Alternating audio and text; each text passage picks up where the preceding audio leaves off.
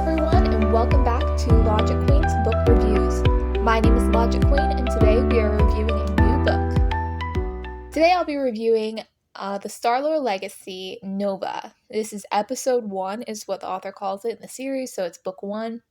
And it is a sci-fi book, so I'll be using it for my science fiction / speculative fiction section on the book bingo. Amazing book. I'm excited to tell you all about it. So the Starlore Legacy is a Christian sci-fi series based on the Bible, which I didn't realize it at first, but it is an allegory of the Bible. This first book, Nova, is about a royal who begins to see the corruption of the ruling class when he meets a girl from the lowest class of people and finds out the lies he's been fed his entire life. This book reminds me a lot of Star Wars because of the technology and the space travel it includes, and it just is such a good sci-fi book. When I tell my family about it, I'm like, it reminds me like a Christian Star Wars type of thing, and it's just really fun. Okay, so of course we'll go through the sections. We have relationships, words, things that happened, and feels. Our first section is relationships. Well, there is romance in this book. The romance is a subplot. I would not call it a main plot. It does move the story forward, but it's not the main focus of the book. Since it's not the main focus, it's all very clean. The only thing, I guess, is there are times where there's a guy and a girl alone together, but there's no ill intentions, and that is made clear through the writing and, what the characters say. So they do have, dances and stuff, too, but, there's not kissing, and it's not, like I said, the romance is not the main focus of this book. Since the relationships doesn't mean just romance, I will say there are some competitive relationships in this book, but that really doesn't go to the extreme until the next book. And so that's something to look for more in the next book. But I will tell you more about that if I review that book.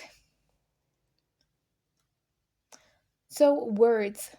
Christian book, so no language, which I love. I will say there's some technical language, but that's all defined and stuff, and if it's not defined, it's not important, But most of it is defined really well, and it's not really rough to read. It's it makes sense. I'd say that this book is not too hard of a read, but it may be more difficult for younger children. I know some of Chuck Black's books I have a harder time getting into, just from starting it. This sci-fi series I don't feel like is as hard as his Kingdom series, which is also a really good series. But I would say maybe reading levels around 6th, 7th grade, just purely for that reason. Okay, things that happened. So there are some clubs. The kids, they're older, and so they go to clubs to have fun. But there's no alcohol that's mentioned. I mean, drinking, but that can be seen as they're just drinking the drinks they have there, the specialty drink, soda, or whatever, because it doesn't ever mention alcohol or anyone getting high, so very clean. There are some near-death experiences, and I won't go into that because that would be a little bit of a spoiler, but that is just something to be aware of. There's a lot of near-death experiences, but that is, what makes it a good book, because it really keeps you engaged the whole time.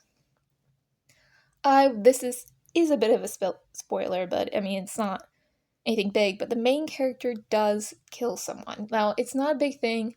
Again, we're not emotionally attached to this character, and it was an accident. So that is just something that happens, and I want you to be aware of. But like I said, not a big deal. Didn't really know the person, and it was kind of in self-defense. I'll say that much. Okay, another big thing is the characters, they come across a war-torn planet. And so that is there's a lot of description in that. You have mention of bodies laying across a field, and the after effects of that. There's a little bit of fighting, but we don't really see much of the fighting in this book.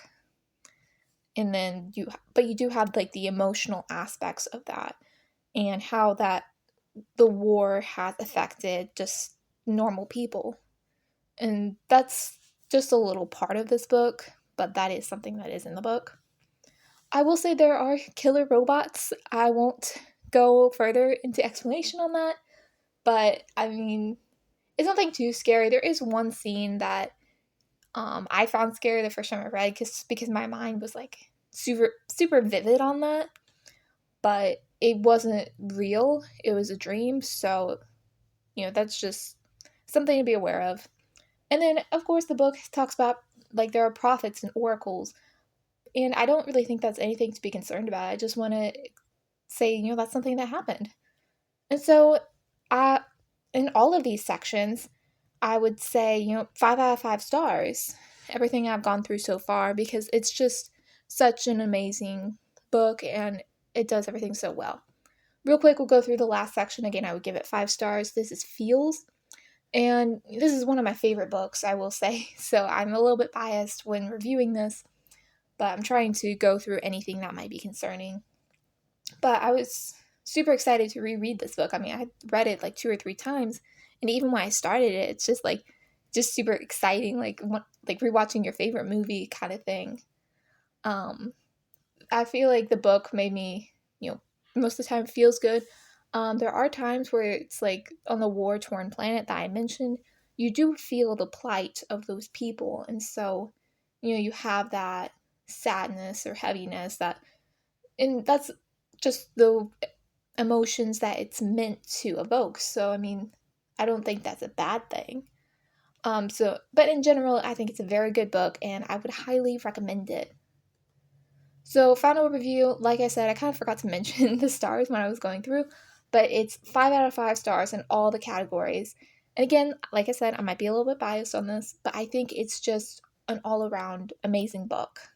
The only thing that might be a little bit difficult is like the language. I would say is just a little bit higher. So I'd say, what I say, like 6th, 7th grade reading level maybe.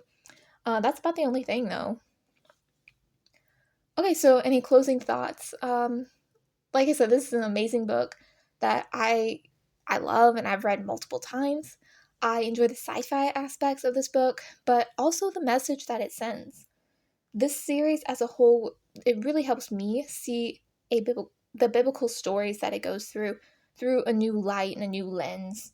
And I think that this would be a great read aloud book for younger children. The messages that it presents are appropriate for all ages, I think, and the author does a good job at keeping everything clean and pure in the book. So, again, highly recommended. I'd say ages 12 plus, but again, that's mostly because of the reading level it's at. There could be things that younger children might find scary, like little children, but I would leave that up to the parents' discretion. But anyway, just amazing book. I love it. Highly recommended.